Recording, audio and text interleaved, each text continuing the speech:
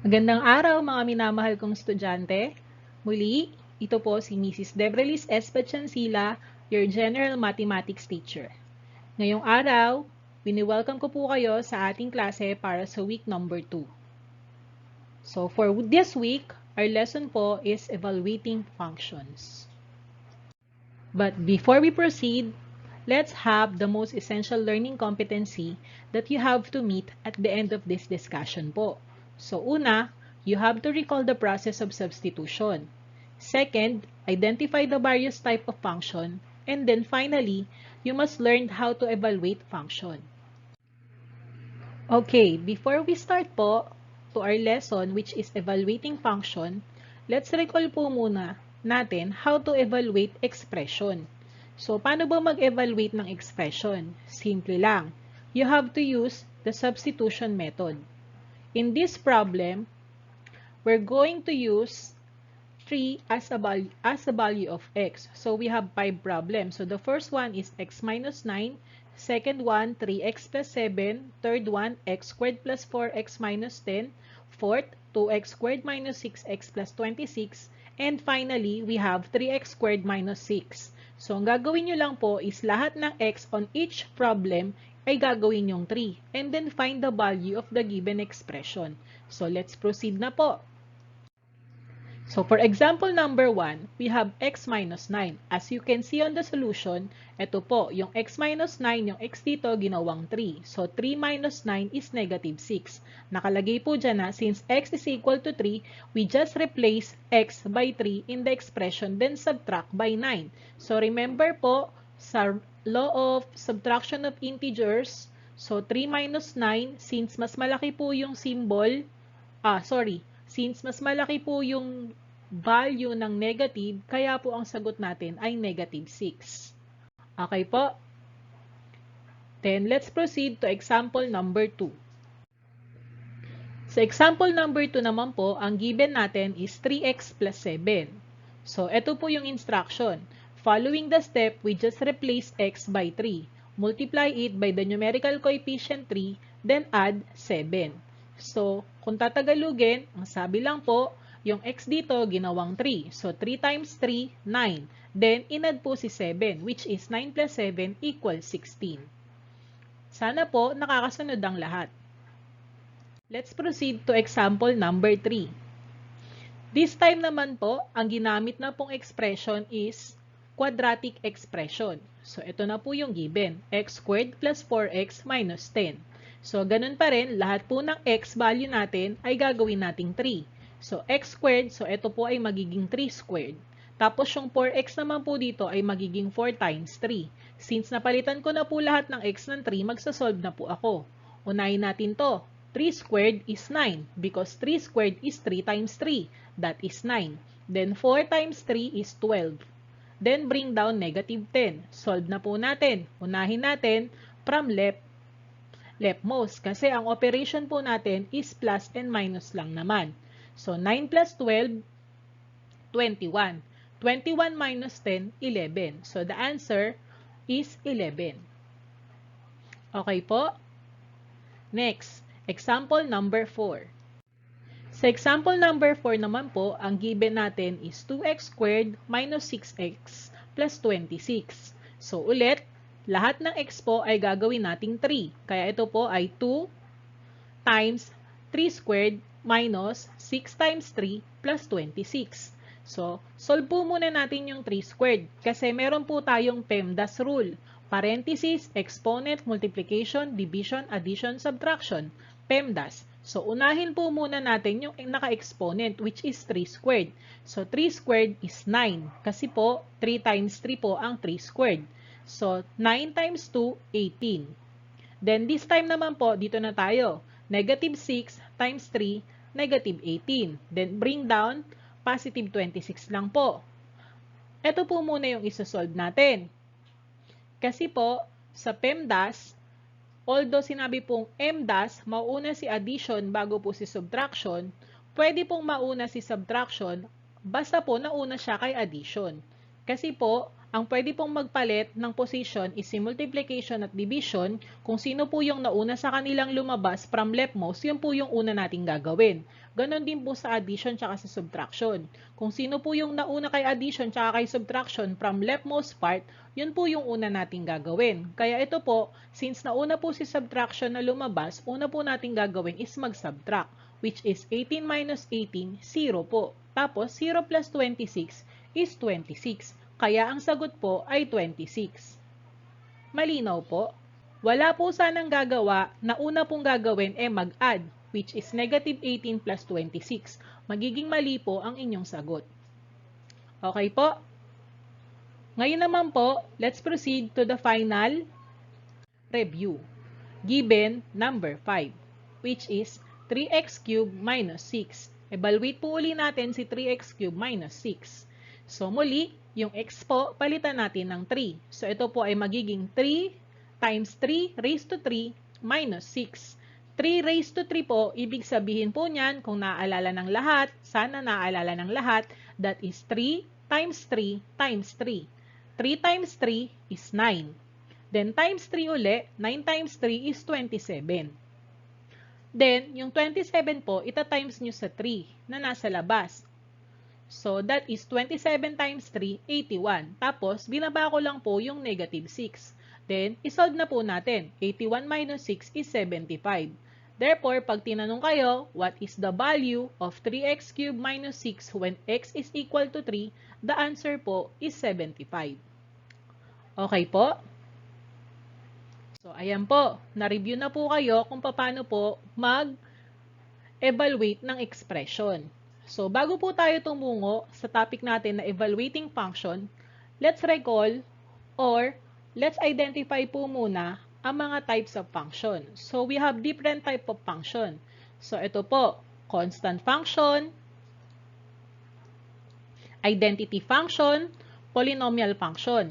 So, yung polynomial function po, may diniscuss po ako dito o may i-discuss po akong 3 type of polynomial function. So, ito po yung una. So, una is the linear function. Second, quadratic function. Third, cubic function. Then, other type of function pa po are power function, rational function, exponential function, logarithmic function, absolute value function, and greatest integer function. Okay po. So, first type of function is the constant function.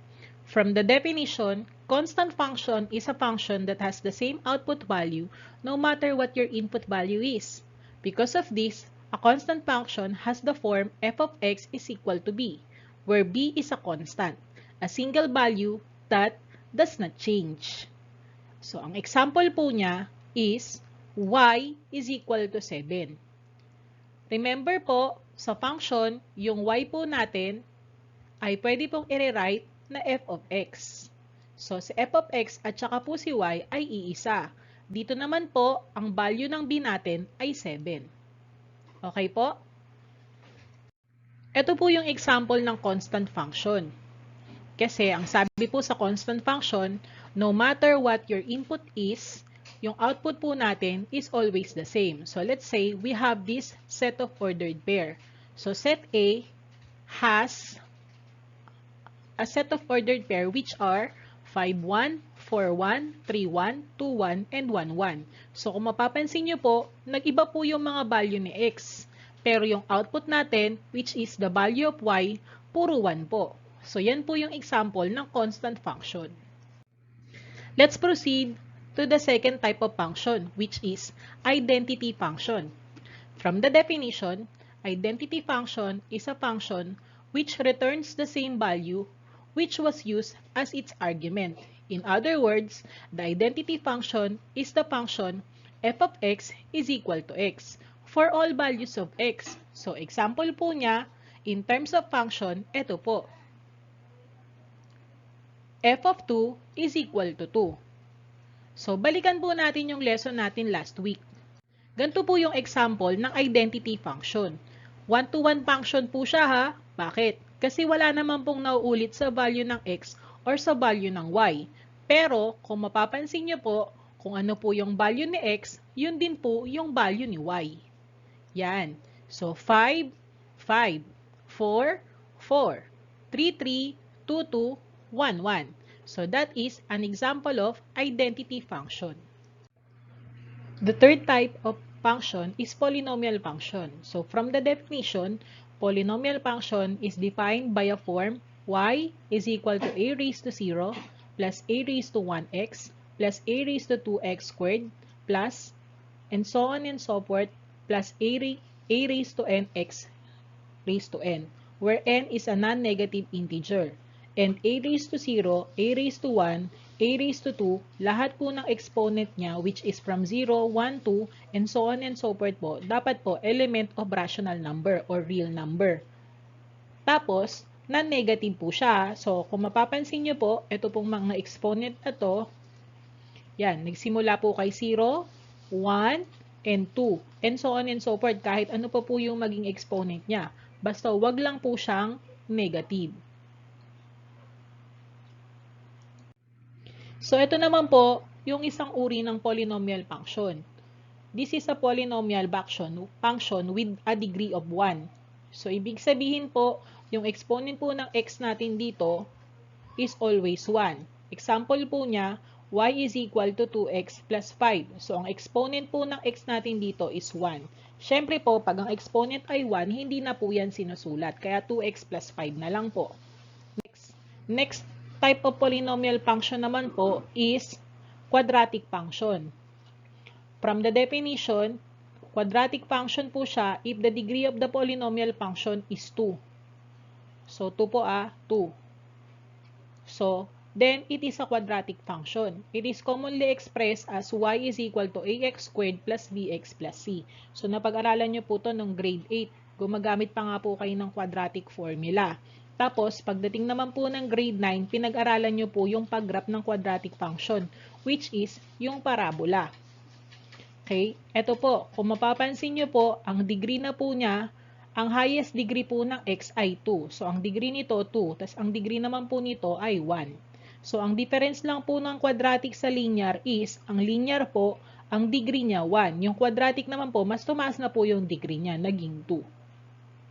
Another type of quadratic function is yung cubic function naman po. A cubic polynomial function is a polynomial of a form f of x is equal to x cubed plus 5x squared plus 2x plus 5. So, ganyan na po siya. Kumbaga po, yung exponent niya po o yung highest degree niya na po ay 3. Ito na po yun. Highest degree niya ay 3. So, po pwede pong mawala tong mga to, po pwedeng x cubed lang po siya as long na ang highest degree po nung x is 3. Cubic function po yun. Let's proceed to the fourth type of function, which is power function. A power function is a function in the form y is equal to ax raised to b, where b is any real constant number. Many of our polynomial functions, such as linear function and quadratic function, are in fact power function. Example po niya, f of x is equal to 8x raised to 5. So, ito po power function po. So, any polynomial function po na commonly po, ang exponent niya o ang degree niya po is more than 3. Next, rational function. A rational function is any function which can be represented by a rational fraction. Say, f of x over q of x, in which numerator p of x and denominator q of x are polynomial function of x. Tapos po, si q of x po must not be equal to 0. Kasi the moment po na mag-0 si q of x, di ba denominator po yun? Pag ang fraction po, ang denominator ay 0, undefined po yun. Kaya bawal po na si q of x ay maging 0. So, ito po. Ang example po niya, f of x is equal to x squared minus 3x plus 8 over x plus 5. So, kung titingnan po natin, yung kanya pong p of x, which is yung pong numerator niya po, is an example of a polynomial function. Anong polynomial function po yung numerator? That is a quadratic function. Tapos po, yung denominator naman po na x plus 5 is also a polynomial function. Ito naman po ay linear function. So, pareho pong polynomial function yung numerator at denominator. Kaya po siya natawag na rational function. Next po, exponential function. These are function of the form y is equal to ab raised to x, where x is in an exponent and a and b are constant. Note that only b is raised to the power of x, not a. If the base b is greater than 1, then the result is exponential growth. Example po niya, y is equal to 2 raised to x. So, ang kaibahan po nito, sa lahat po ng function na na-discuss ko na, kung mapapansin nyo po, lahat po ng x values po doon, yung coefficient po siya. Dito po, sa exponential function, yung x po natin ay naging exponent. Yun po yung kaibahan niya sa ibang function. Okay po? Next, logarithmic function. Logarithmic function are the inverses of exponential function. And exponential function can be expressed in logarithmic form. So, ibig sabihin po, si logarithmic form pwedeng maging exponential function. Similarly, si exponential function naman po ay pwede ring maging logarithmic function. I-rewrite mo lang po siya in other form. Okay po? Ang example po niya is y is equal to log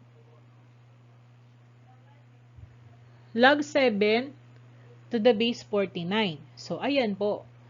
So, ang kaibahan naman po nito, class, is gumagamit po siya ng symbol na log. Okay, second to the last type of function na po tayo, which is absolute value function. From the definition, the absolute value of any number c is represented in the form of absolute value of c. If any function f r to r is defined by f of x is equal to absolute value of x. It is known as absolute value function. For each non-negative value of x, f of x is equal to x. And for each negative value of x, f of x is equal to negative x. So, ito po yung kanyang expression po Ito po. So, ang example po niya, y is equal to absolute value x minus 4 plus 2. So, ang kaibahan lang po nito sa iba pong function, makikita nyo po na gumagamit po siya ng line o yung absolute value symbol. Yung dalawa pong line na patayo. Tapos, kinukulong niya po yung ibang part po ng values. So, dito po, ang nasa loob po ng absolute value is yung x minus 4 po. So, basta may nakita po kayong absolute value na symbol, yun po ay absolute value function. As long po na nag-i-involve po siya syempre ng x and y po. Two variables po. The last type of function is the greatest integer function. Greatest integer function po is a function in the form f of x is equal to the greatest integer of x. So, ito po yung symbol na ginagamit Ito po yung una kung saan yung x po nasa loob ng bracket. O kaya naman po, yung x po ay nasa loob ng dalawang linya. O yung parang dalawang absolute value po. So, continue po natin yung definition. X is an element of x. It round off to the real number to integer less than the number. So, nagra-round off daw po yung number to the real number na integer less than the number. So, ito po example ng greatest integer function. F of x is equal to the greatest integer of x plus 1. So, let's say po, magbigay tayo ng value ng x na decimal po. Ito po yung example. So, let's say x is equal to 9.3. So, papalitan po natin yung greatest integer of x dito na 9.3. So, magiging ganyan po yung itsura niya. So, ang sabi po kanina, nara-round off daw po yung greatest integer po na less than po to the number. Kaya po yung 9.3 po, magiging whole number na po siya o integer na po siya na 9. Tapos, bring down na lang po natin yung 1, kaya 9 plus 1 equals 10. So, ganyan po yung greatest integer. Nawawala na po yung decimal. Okay. Now, this time po, identify na po natin kung anong mga uri po ng function itong numbers 1 to 6. Sige nga po, kayo nga po. Yung number 1 po. Ano po yung number 1? Tama po. Number 1 is a power function. Ano naman po yung number 2? So, pansinin nyo po, ano po yung exponent niya? Exponent niya po is 2. So, ito po ay uri ng polynomial function. Pero, anong polynomial function po siya? Ano po ba yung polynomial function na may degree ng 2? So, yung iba pong may sagot na, kung ang sagot nyo po ay quadratic function, tama po kayo. Next, ano naman pong uri ng function yung number 3? Pansinin nyo po, class, ito po ay uri ng function na nag-i-involve po ng fraction kasi meron po tayong numerator at saka denominator. Sa lahat ng function na diniscuss ko kanina, anong function lang ba yung nag-i-involve ng fraction? Tama, wala na pong iba kundi rational function. How about number 4? Ito po, kitang-kita na. Gumamit na po siya ng symbol na log. Therefore, number 4 is an example of logarithmic function. Next, how about number 5? Pansinin niyo po, yung value ni x, 5. Yung value ni y, 5 din. So, pag pareho po sila ng value, yun po ay identity function. Last one, y is equal to 7 raised to x. Ito naman po, kung mapapansin niyo po, si x dito ay naging exponent. Okay po, dahil si x po ay naging exponent, ang number 6 po ay example ng exponential function. Now, dahil alam niyo na po at na-discuss ko na po ang iba't ibang uri ng function, let's proceed to our real lesson po talaga natin ngayon, which is yung evaluating function. So, evaluating function is the process of determining the value of the function at the number assigned to a given variable. Just like in evaluating algebraic expression, to evaluate function, you just need to, first, replace each letter in the expression with the assigned value, and B, perform the operation in the expression using the correct order of operation. Look at this example po. Example number 1. Ang given po natin dito is f of x is equal to 2x minus 4. Find the value of the function if x is equal to 3. So, ang gagawin nyo lang po dito, lahat po ng x, gagawin nating 3. So, yung f of x po natin, lagay na po natin yung value ng x dito, which is 3. Then, yung x po sa 2x minus 4, gawin na rin po nating 3. So, 2 times 3 po is 6. So, bring down nyo lang po yung 4. So, f of 3 is equal to 2. So, pagka hiningan po kayo dyan ng ordered pair, ang ordered pair po natin dyan ay 3, 2. Ayan. So, ang value po ng x natin ay 3, at ang value naman po ng y natin ay 2. Okay po? Next example. Example number 2 naman po tayo. Given g of x is equal to 3x squared plus 7. Find g of negative 3. So, pansinin nyo po, class, kanina, ang ginamit na letter, f of x. Ngayon naman po, g of x na siya. Actually, pwede naman po kahit anong letter. A of x, b of x, f of x, g of x, h of x. So, lahat naman po yun pwede, ha? Tandaan po, pwede pong mabago yung f ng kahit anong letter. So, substitute na po natin yung negative 3 sa x. So, dito po, magiging g of negative 3 equals 3 times negative 3 squared. Ito po, yung x squared dito, pinalitan na po natin siya ng negative 3 squared plus 7. Tapos, ito po, binibring down lang po yan. Kinokopya lang po yung g negative 3, g negative 3, g negative 3. Ang sinusolve po, ito pong right part. So, ito, solve na natin to. Negative 3 squared. Dito maraming estudyante akong nagkakamali. Ang ginagawa nilang sagot dyan, negative 9, which is mali. Ang sagot po talaga is positive 9 because negative 3 times negative 3 is positive. Di po ba? Sa rules of multiplying integers, negative times negative is positive. Tapos po, times nyo na po ito. 3 times 9. 3 times 9 is 27. Tapos po, i-bring down lang naman po yung 7, di ba? Bring down, bring down, bring down. Then, 27 plus 7 po is 34. So, muli po, pag tinanong kayo, what is the value of y in g of x equals 3x squared plus 7 if x is negative 3. So, ito po hinahanap po dito yung value ng y ha. Kasi po, given na po yung value ng x. So, ang value ng x po natin ay negative 3. Tapos, nung nag-solve na po tayo, ang nakuha nating value ng y ay 34. Let's proceed na po sa example number 3. Example number 3 given. P of x is equal to 3x squared plus 5x minus 2. Find P of 0 and P of negative 1. So, dalawa na po yung value ng x na binigay dito. Una po, 0, then pangalawa po, negative 1. So, syempre, isa-isa lang po muna yung pagsosolve natin ha. So, unahin po natin si P of 0. So, lahat po ng x dito po sa function na ito ay gagawin po nating 0. So, 3 of 0 raised to 2 plus 5 times 0 minus 2. Tapos, isosolve nyo po to 0 raised to 2 is 0. So, 3 times 0 is 0. Tapos po, 5 times 0 is also 0. 0. Tapos, bring down nyo lang po yung negative 2. Kaya, P of 0 po is negative 2 na. Then, isolve naman po natin is if x is equal to negative 1.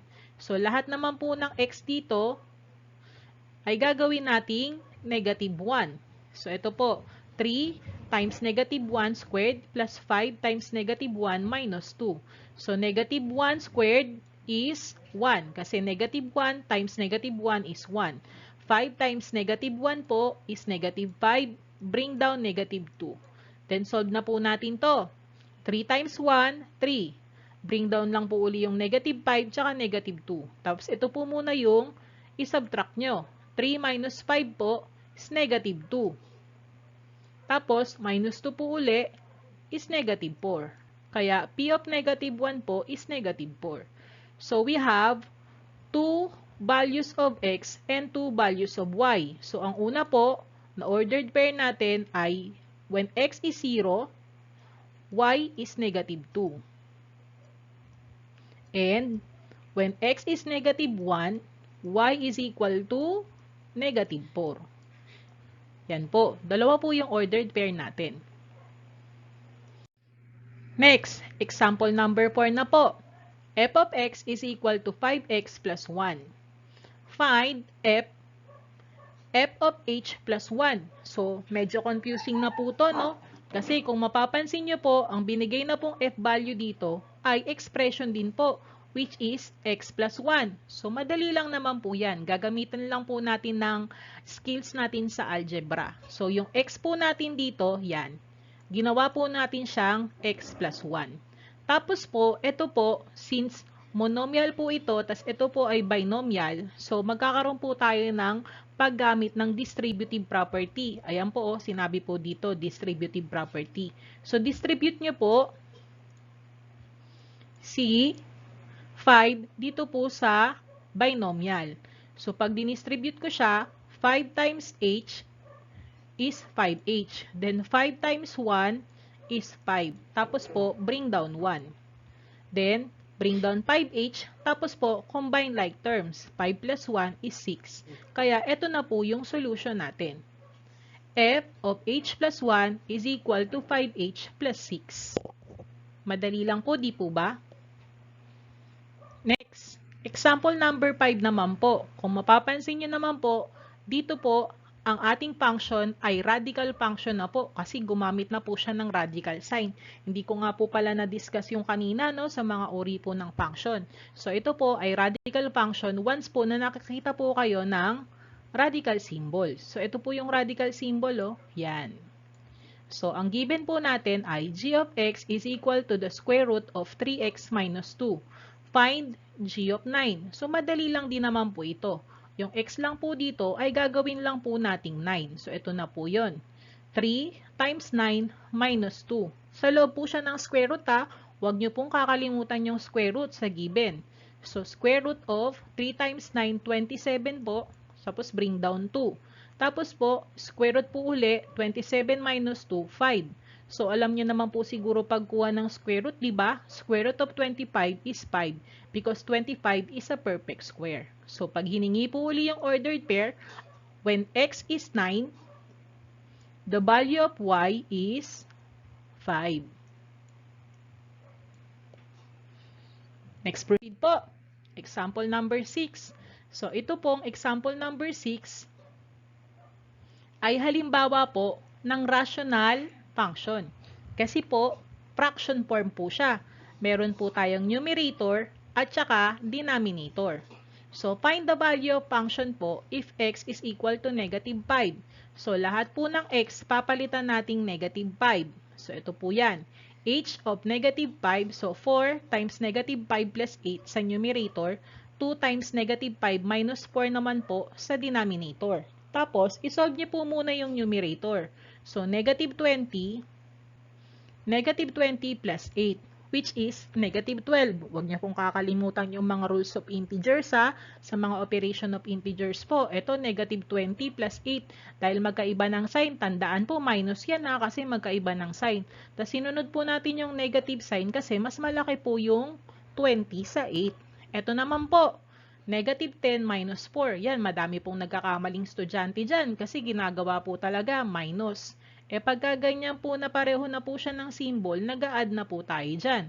That is why negative 10 minus 4 is negative 14. Tapos po, eto po, gagamitan na po natin to ng pagsisimplify ng fraction. Pwede nyo po siyang i-lowest term. Since ang numerator po natin ay 12 at ang denominator po natin ay 14, since pareho po silang divisible sa 2, i-lowest term po natin by dividing both numerator and denominator by 2. So, 12 divided by 2, 6 po. Tapos, 14 divided by 2 is 7. Ngayon po, kung mapapansin nyo, pareho po silang negative. Di po ba, sa division of integers, negative divided by negative is positive. Kaya po, ang sagot na po natin is positive 6 over 7. So, pag hiningi po uli yung ordered pair, when negative 5 is the value of x, the value of y will be 6 over 7. Ayan nakakita po kayo ng value ng y na fraction. So, ibig sabihin po, hindi po laging ang value na makukuha nyo ay exact integers. Pwede po siyang fraction. Pwede po siyang decimal. Example number 7 na po tayo. Ito naman po ay kung paano mag-evaluate ng tawag po dito ay exponential function. F of x is equal to 2 raised to x. So, ito po, exponential function kasi po si x ay exponent. When x is equal to 3 over 2. So, pag sinubstitute po natin yan, ganito po siya. 2 raised to 3 over 2. So, ayan po yung x, ginawa ko na po siyang 3 over 2. So, 2 raised to 3 over 2. Tapos, i-rewrite po natin siya sa radical form. Yan. So, magiging ganito po siya. Yung 2 po dito, yan po yung radicand. So, symbol po yan ng radicand, radicand po yan. Radicand. Nako, ang hirap po palang magsulot ng gamit yung pointer. Tapos po, yung 3 po dito, ito po yung exponent ng nasa loob po. So, si 2 po. Kaya, ganyan po siya. Square root of 2 cube. Tapos po, simplify nyo po si 2 cube. Ibig sabihin po ng 2 cube, you multiply 2 to itself 3 times. Kaya po, 2 times 2 times 2 is 8 po. Tapos, you get the square root of 8. Since si 8 po ay hindi po siya perfect square, so maghahanap po tayo ng factor ni 8 na perfect square. So, ang factor po ni 8, 4 and 2. Tapos po, si 4 po ay perfect square. Then, kunin nyo po yung square root ni 4, that is 2. Tapos, ang may iwan na lang po sa loob is square root of 2.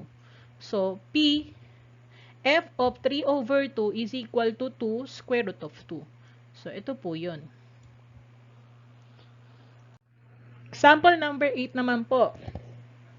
Ito po yung pag-evaluate naman po ng greatest integer function. So, napakita ko na po to sa inyo kanina Yan So, h of x is equal to greatest integer of x plus 2 when x is equal to 2.4. So, ito po, yung x po dito, ginawa lang pong 2.4. And then po, ira-round off lang po natin tong 2.4 dito po sa less integer less than the number. So, 2.4 po to. So, ano po ba yung mas mababa kay 2.4 na integer? Ayun po ay 2. So, 2 plus 2, 4. So, ganyan lang po siya. So, ang ordered pair po natin dito ay when x is equal to 2.4, y is equal to 4. So, ganyan po. Next, example number 9. Ito naman po ay nag-involve naman po ng function na absolute function, absolute value function. So, ang function po natin dito ay f of x is equal to the absolute value of x minus 8. So, kunin daw po natin yung value ng absolute value ng x minus 8 when x is equal to 3. So, palitan lang po natin siya, class, yung x. So, ito po, yung x po dito sa x minus 8, ginawa na po siyang 3. So, 3 minus 8, negative 5. Pero remember po, sa absolute value, pag nasa loob po siya, tapos tinanggal mo po yung absolute value, either negative yan or positive. Pag tinanggal po yung absolute value, magiging positive 5 po. Kasi po, wala pong negative sa absolute value. Kaya, ang sagot po ay 5 instead of negative 5 kanina. Kasi di ba negative 5 po yan sa loob. Pag tinanggal na po natin yung symbol, magiging positive 5 na po. Okay po? Last example na po ako. Evaluate the function f of x is equal to x squared minus 2x plus 2.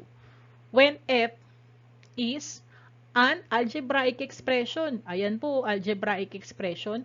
2x minus 3. Naku, medyo madugo po ito. So, babagalan po ni ma'am ha. So, ito po yung una. Yung x squared po natin dito, papalitan po natin ng 2x minus 3 squared. So, ito po yung x natin ha, naging 2x minus 3. Then, dito naman po, ito po yung minus 2. Tapos, yung x po dito, ginawa rin po nating 2x minus 3. Tapos, bringing down po natin si 2. And then, ito naman pong 2x minus 3 squared, isosolve po natin yan. E di ibig sabihin po niyan, squared of binomial po yan. Pag nag-squared ka ng binomial, ibig sabihin is squared the first term. Ito po, squared the first term. Ang first term po natin ay 2x. So, 2x times 2x is 4x squared. Yan po. Sunod naman po, multiply the first term and the last term. Tapos, i-twice mo po siya or i-double mo po siya. Yun po yung pag-square ng binomial. So, 2x, so ito po, 2x times negative 3 is negative 6x. Tapos, doblehin mo lang po siya. Kaya po, negative 6x times 2. Doblehin daw eh. So, magiging negative 12x. And then, finally po, para makuha naman natin yung sa dulo, ito naman po, squared the last term. So, negative 3 times negative 3 is positive 9. So, ito po yung solution dun pa lang po sa x squared ha. Next, dito naman na po tayo sa negative 2x. So, ito naman po yun, negative 2x. So, gagawin nyo po, i-distribute nyo po si negative 2. So, negative 2 times 2x, negative 4x.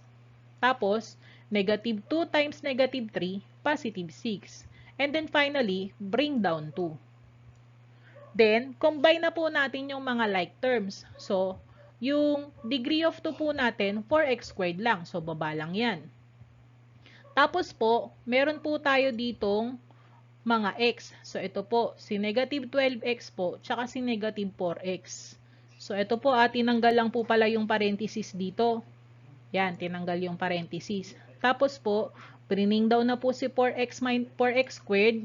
Ito naman po, si negative 12 at saka si negative 4, pinagsama po dito, pinagdikit yung magkamuka. Then yung plus 9, at saka po yung 6, at saka po yung 2. Pinagdikit-dikit din po. Okay?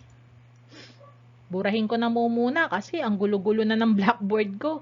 Okay na po magkakadikit na po siya. Tapos po, combine like terms na po tayo. Ito po, 4x squared, wala naman pong kamuka, so bring down lang. Ito naman po, yan. Add nyo lang po yan, dahil pareho po sila ng sign eh. So, negative 12x minus 4x or negative 12x plus negative 4x is negative 16 po.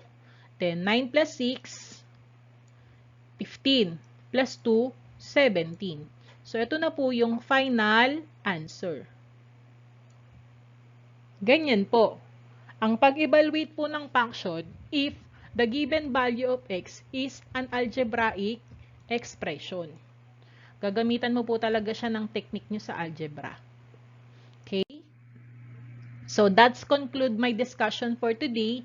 So, for independent practice, ito po makikita nyo po ito sa module. So, independent practice number 1. So, sagutan nyo po yung 1 to 5. Huwag po munang titingin sa answer key para po ma-check nyo kung talagang naintindihan nyo po yung lesson natin. So, for number 1 po, ang value lang po ng w natin dito is negative 1. Ito naman po, value ng x natin dito, 9.3. Dito po, negative 1. Ito po, medyo gumamit na po siya ng simple algebraic expression. So, yung x po natin dito ay a raised to 2 na po. And then dito po, ito po yung kamukha ng example number 10. Then susunod po dyan, practicein nyo na rin po yung independent practice number 2. Kasi po, ito po yung medyo gumamit na po siya ng ibang uri pa po ng function. So ito po, radical function number 2. Ito naman po ay rational function. And then ito po is quadratic function, tapos po ang value na binigay niya ay 5x minus 2. So, kamukha din po ito ng number 10. Then, ito naman po, number 5, exponential function. So, paano po ba i-rewrite to into a radical form para po ma-solve nyo? So, kung kaya po, isi-send ko naman po yung video na ito, i-review nyo na lang po. Okay po? So, that is the end of our discussion na po. So, ngayon po, I just have to remind you po that you have 2 things to do for week 2. Siyempre po, to submit your written output number 2 na ipe-prepare ko po via Google Form. And then, submit your journal writing number 2 po sa link na ipopost ko. Ito po, copy and answer po uli. Maraming salamat. Goodbye!